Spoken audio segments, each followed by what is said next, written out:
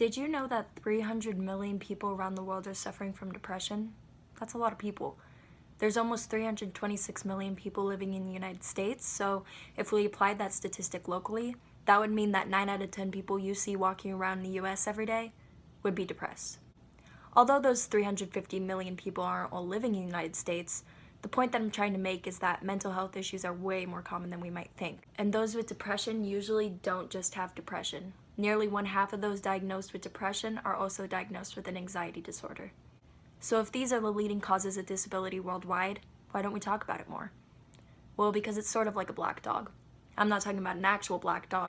I found this organization called the Black Dog Institute. They basically use a black dog as their logo, but it really represents depression. And the video was someone reading a poem, and I just thought the poem was an amazing representation of what depression is like, and I wanted to include it in my talk. So what is depression? It's nothing like your friend saying, oh, I'm just feeling a little depressed today, or why are you so depressed about that? It's much, much more. Clinical depression lasts weeks, months, even years.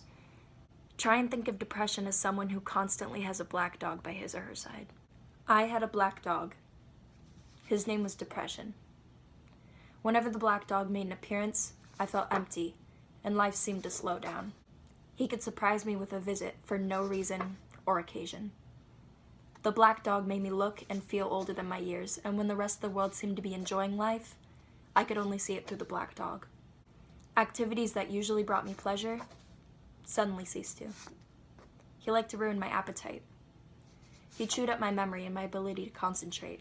Research has shown that depression and one's ability to concentrate are highly connected. Natasha Santos, a psychologist and behavior therapist in Great Neck, New York, stated that the processing speed and the ability to take in information quickly and efficiently is impaired in individuals who are depressed. Doing anything or going anywhere with the black dog required superhuman strength. At social occasions, he would sniff out any confidence I had and chase it away. My biggest fear was being found out. I was worried that people would judge me. Anxiety disorders are highly treatable, yet only about 1/3 of those suffering actually receive treatment. And I'm sure there's many who suffer from depression who don't know they have depression or that it's a mental illness and that there's help out there for them. The black dog had finally succeeded in hijacking my life. When you lose all joy in life, you can begin to question what the point of it is. Because of the shame and stigma of the black dog, I was constantly worried that I would be found out. So I invested vast amounts of energy into covering him up. Keeping up an emotional lie is exhausting. So what can we do to help someone struggling with black dog? Well, I can tell you what you probably shouldn't say. We all go through times like this. Just look on the bright side. What's wrong with you? It's all in your head. There's people out there who have it worse off than you. Think of them. All these statements only worsen the feelings of guilt and despair. Sometimes a little compassion and having someone there ready to listen is all someone needs. All you need to do is listen and really encourage the depressed person to open up about their feelings without there being the fear of judgment, which there probably will be anyways.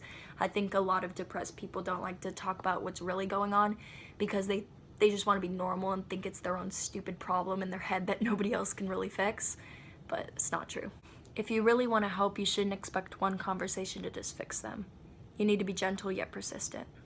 Also, not giving too much advice because not every experience we have is cookie cutter the same. Like, there might be similarities, but every individual experience is different.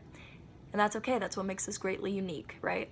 Things you can say are, you're not alone in this, I'm here for you. I may not be able to completely understand how you're feeling, but I'm here for you and I want to help.